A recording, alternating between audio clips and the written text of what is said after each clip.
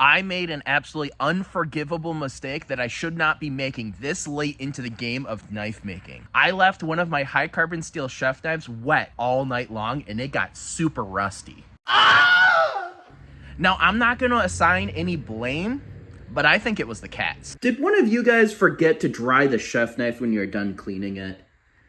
Jack, was it you?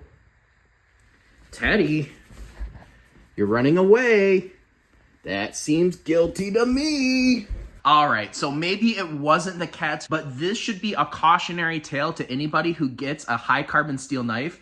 It is imperative that after you hand wash your knife to dry it thoroughly. Otherwise, rust like this can happen just overnight. This is awful and something you can't use in the kitchen in its current state, but if this happens, you can send it back to me and I can refurbish it back to the way that it looked the day I sent it to you in the first place. I'm going to show you how I would refurbish a knife, and the easiest way to get rid of all of that disgusting rust is to take it to the Scotch-Brite belts.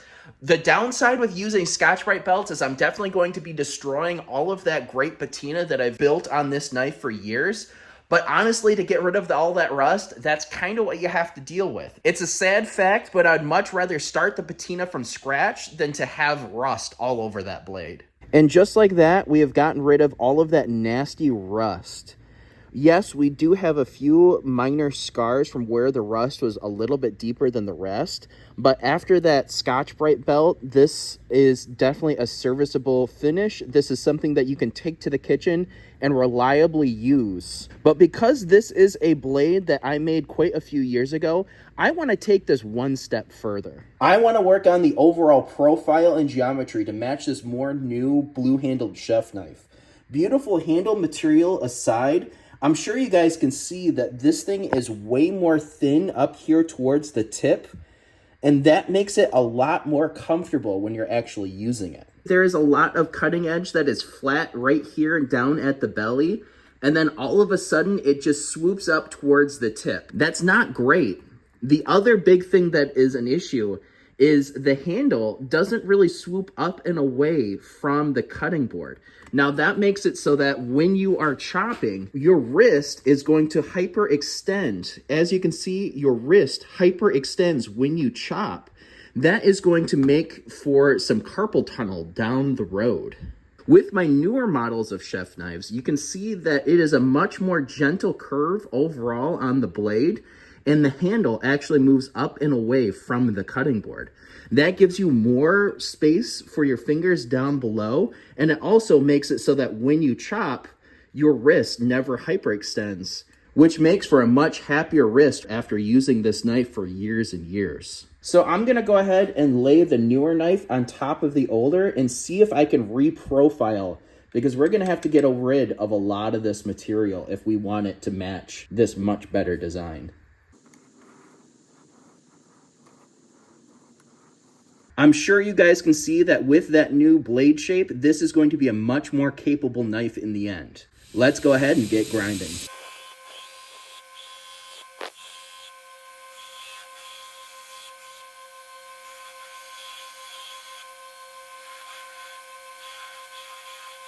Now that we are closer to the overall profile that we like, this blade is way too thick. So I'm gonna go ahead and thin this whole thing out and try to put in a distal taper.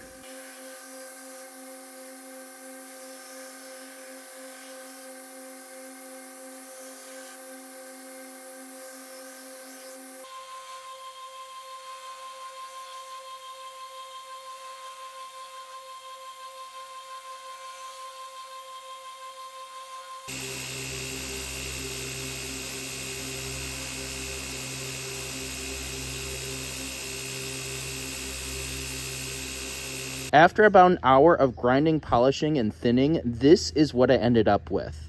This is definitely not perfect, but it is the best I could do because grinding with a handle already attached to the blade is definitely less than ideal. You can see that this thing did pick up a little bit of a warp. Let me go fix that real quick.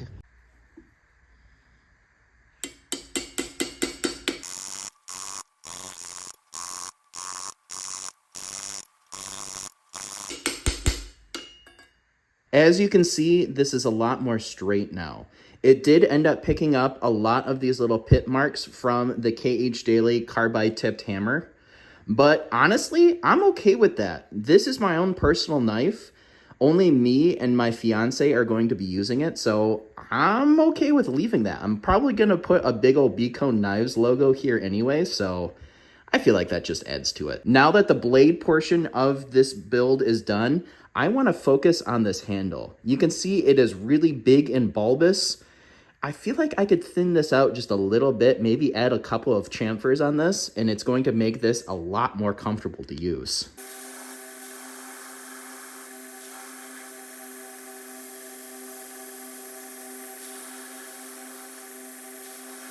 One of the nice things about hand sanding is it gives me plenty of time to think while I work. What I'm thinking about here is my fiance Emily and all of the meals that she has cooked for me with so much love in her heart. I am so excited to watch the patina grow on this blade throughout the next couple decades as our love grows together through cooking food and all of the other things that a couple does together. I am so excited to be marrying her in late October. Just like that, I think I'm just about done. I am really happy with how the overall finish turned out, and I'm really happy with how the handle feels. I slimmed up the handle. It's a little bit thinner here at the belly side than it is at the spine side. That makes for a really comfortable pinch grip. I really think that this is the best pinch grip that I've ever done. What also contributes to that awesome pinch grip is the asymmetrical handle. As you can see, there is a pretty significant ramp on this side and a rounded side over here.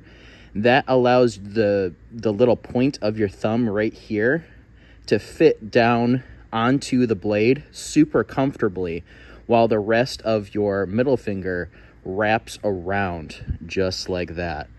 This makes for the most comfortable pinch grip, and if you are a right-handed person, this knife is going to be super, super comfortable to you. I feel like the next thing that needs to be done is we need a nice big logo on this side.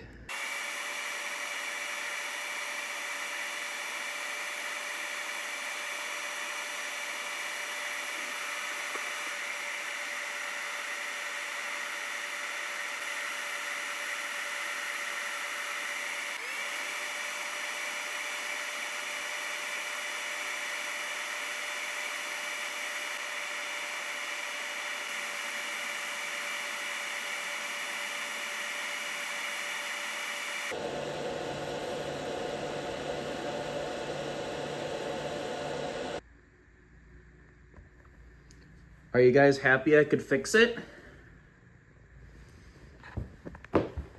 I'm still suspicious of this one.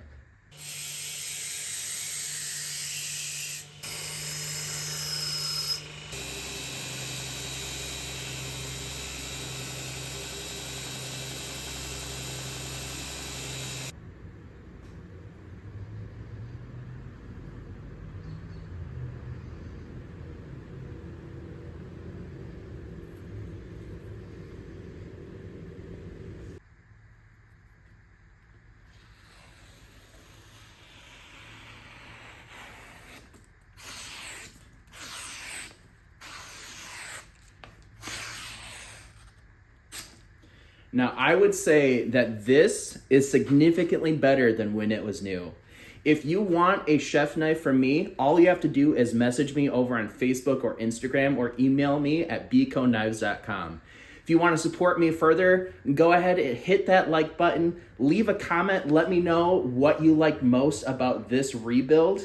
And also, go check out my Patreon. I give away a free knife every single month. Go check out this month's free knife up in the eye in this corner. Or is it this corner? Pretty sure it's this corner. I could be wrong. Thank you guys for watching. Have a great rest of your day. Emily just got home and she's sitting in my shop. Let's see what she thinks of it. Ready, honey? Ooh. Here you go. What you think? It's so light. Yeah, Why has our name on it? it does. Why is it so light? Because I took off a lot of weight. Nice. I love you. I love you too.